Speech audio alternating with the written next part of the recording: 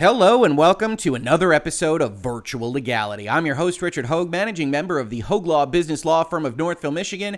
And on your screen, you can see Last of Us Part 2 protagonist Ellie with a bow and arrow looking to take down a particularly mean-looking gentleman. And in case you missed it, The Last of Us Part 2 didn't come out recently. It in fact came out last year. Of course, that release in and of itself was a video game that we did a number of videos on in this space. But the reason it's come up today is a bit unusual. For those of you that have been following Virtual Legality, you know that we have been following Apple versus Epic, Epic versus Apple, one of the biggest antitrust actions in the technology industry, and certainly over the last 30 years or so. In fact, that court case at trial is about to start this very morning in about an hour or so. But as a part of any large court case, any litigation, you have the two parties going out there into the world and collecting information, not just from each other, but from other parties that the court actually uses its power to go get information from. And one of those parties has been Microsoft, as well as places like Valve and Steam, things we've talked about in this space. As part of that discovery process of collecting that information, certain things have leaked out over the past couple of months, including, but not limited to, this Verge article that says Microsoft explored reducing its Xbox store cut to shake up console gaming. We talked about it last week, that Microsoft is reducing its PC store cut down to the 12% that has been championed by Epic through their Epic Game Store, and apparently they were looking at potentially lowering that rate at the console level before deciding not to, ?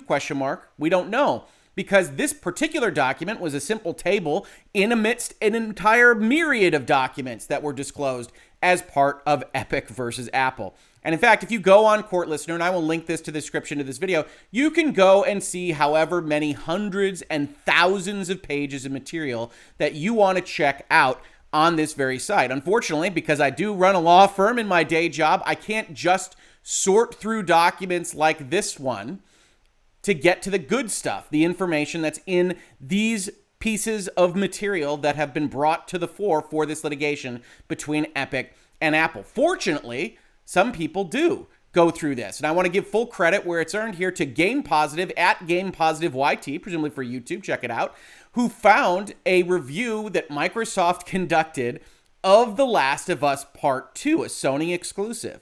Now, before we get into the specifics here, there's a couple of things I want to say.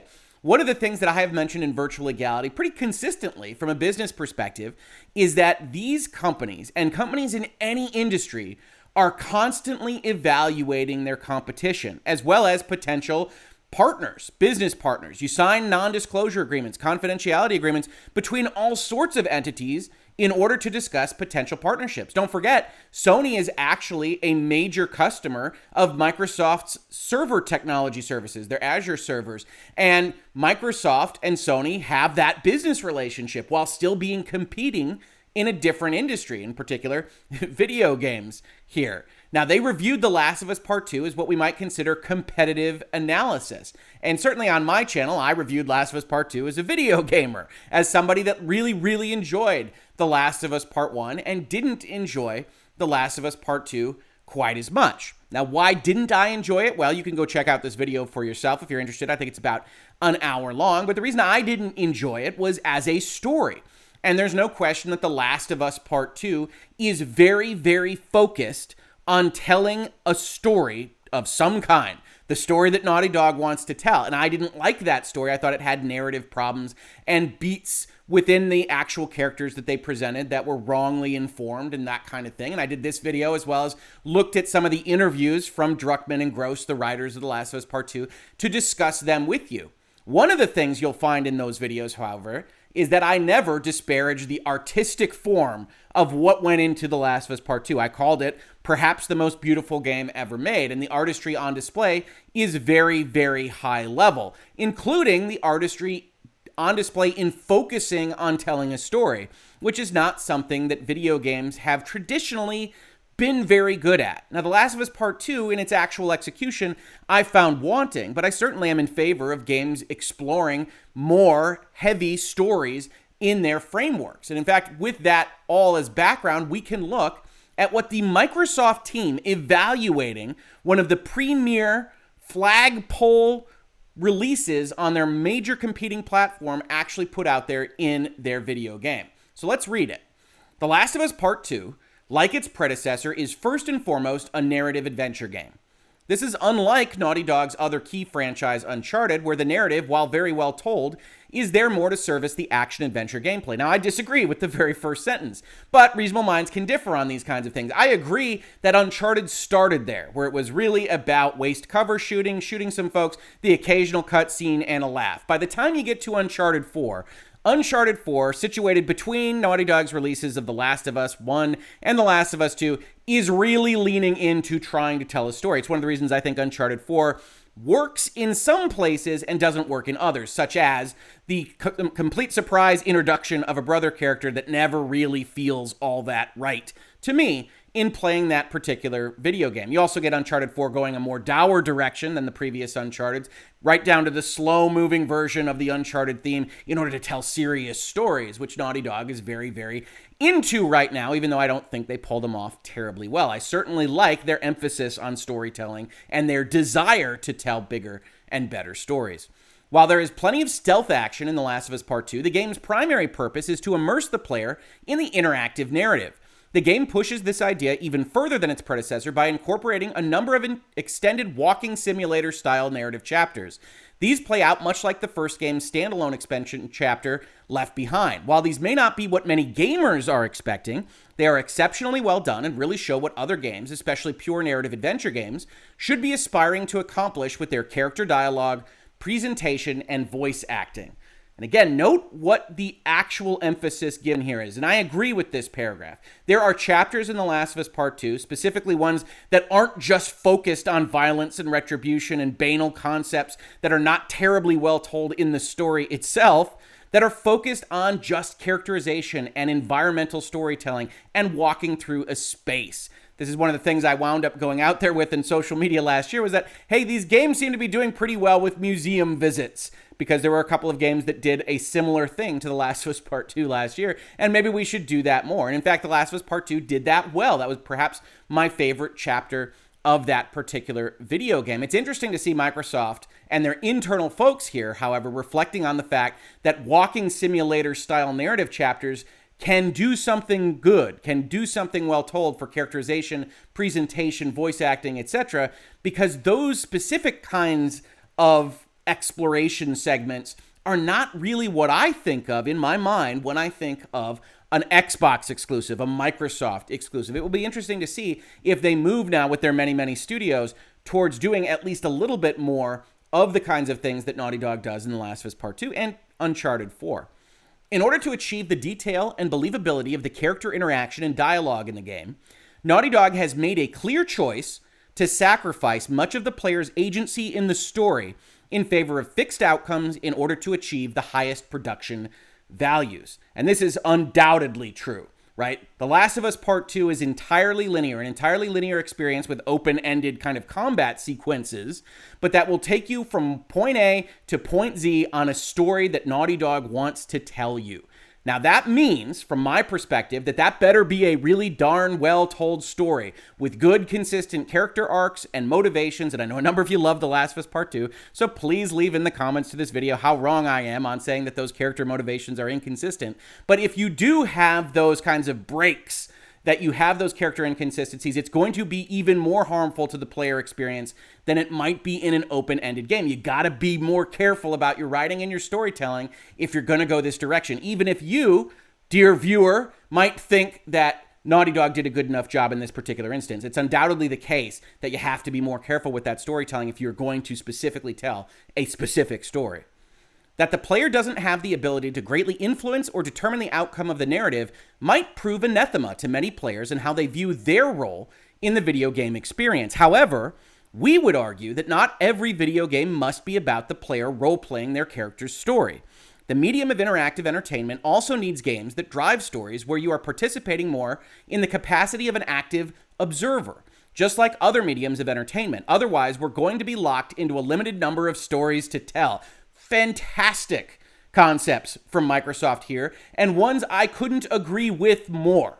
Every single video game does not have to be a role-playing experience. And ironically enough, Japanese role-playing games are the best example I can give of this. If you go and you play Final Fantasy VII, yes, you're controlling Cloud and his crew, but you are not controlling the path of the narrative. It is going to end in the same place no matter what you do to get there. And in that, they can tell a story that they want to tell, much like Naughty Dog does with The Last of Us Part 2. Every single game should not be a Bethesda-style, create your own character, live your own life, whatever you want to frame that as, in Mass Effect terms, perhaps, or Dragon Age, whatever your favorite BioWare game might also be. That they don't all have to be that. While there's still a place for those. Absolutely, I love those games. There's a place for telling stories in video games, much like movies, and in the case of Last of Us Part 2, telling a story that you may not want to live through. And certainly, if I thought the characterization was a little bit better presented, it doesn't bother me so much that they're telling a kind of dark and evil and angry and cynical and nihilistic story as much as it bothers me that I didn't think the narrative and the plot really kind of folded together in a way that was terribly satisfying. The game's narrative attempts to tell an emotionally relevant story of revenge and its moral and emotional impact on the lives of the people involved, while at the same time trying to create a consistently engaging interactive experience. The player proceeds through two separate, fully realized campaigns, spoiler alert, I guess, one as Ellie and another completely different campaign as Abby, the woman Ellie has sworn to kill. Other games that have tried this in the past have stumbled by not letting players play as the hero characters they care about. But the Last of Us franchise doesn't really have heroes, just survivors. Both Ellie and Abby are well-realized and relatable characters, and playing through both of their stories does a tremendous job of showing how otherwise decent people can become trapped in a vicious cycle of horrifying violence. And again, I disagree with the effectiveness of the narrative that was presented in The Last of Us Part 2, but I do agree that what is described in this paragraph is what Naughty Dog sought to achieve. So if it worked better for you and your mileage may vary kind of terms, then I can see how you can get to a paragraph like this one. Certainly there aren't heroes, at least not traditional ones, in the Last of Us universe, either in Part 1 or Part 2. My primary issue is that I don't feel that Ellie and Abby are terribly well realized, that they kind of turn on a dime with decision-making and thought processes that aren't clear and make a plot-driven game even more plot-driven when the characters seem to be puppeteered by some invisible master at the writing desk that is telling them where they need to go in order to hit this next plot beat. The gameplay in The Last of Us Part 2 is an expansion and notable improvement upon the previous game, which gave players little freedom of choice in the moment-to-moment gameplay. Most levels in the first game played out like little combat puzzle boxes, where there was a narrow, predetermined right way to finish the mission, which made the effective strategy feel forced upon you. This is an issue that Uncharted has, perhaps more significantly than even The Last of Us Part 1.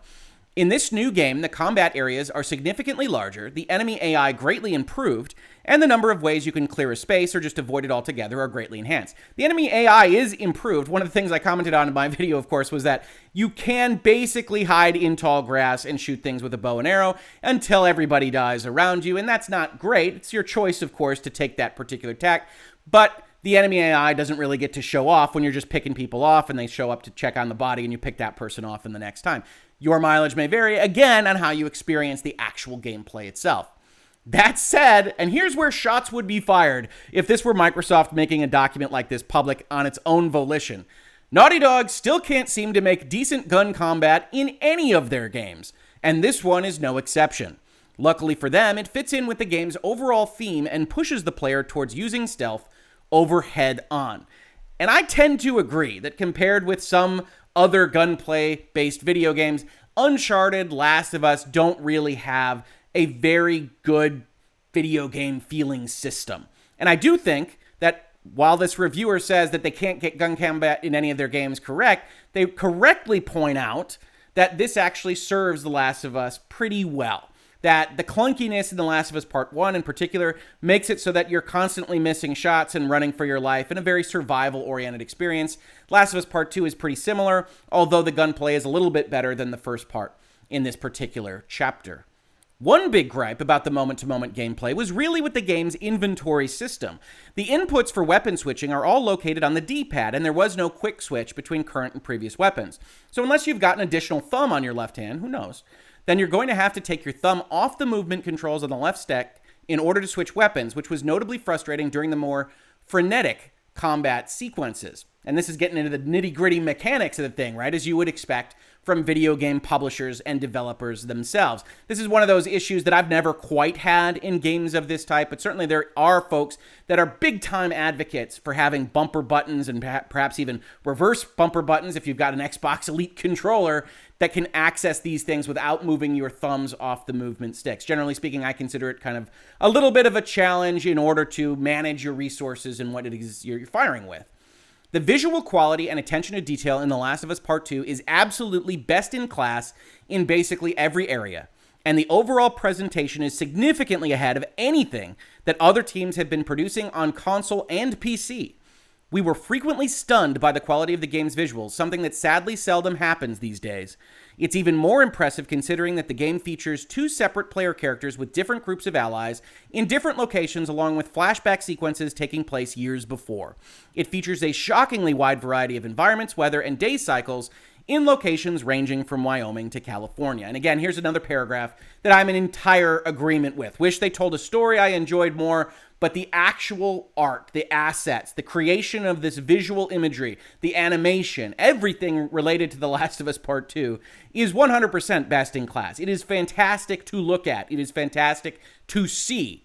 It is perhaps not fantastic to actually play and experience, which is one of the reasons why when I talked about this game myself, I said it can all be for nothing, which is all these resources, all this talent, all these assets focused on a story that I just, in my opinion, don't think was worth telling.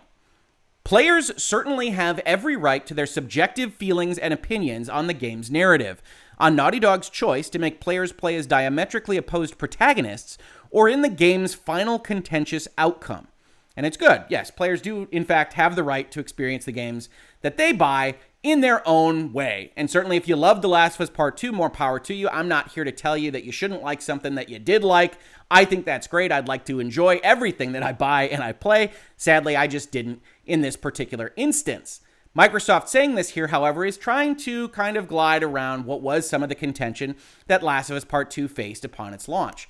Continuing, they say, but as someone who cares deeply about the evolution and expansion of what storytelling and interactive entertainment can be, those things ultimately matter less than how incredibly well Naughty Dog have crafted and delivered the story that they wanted to tell.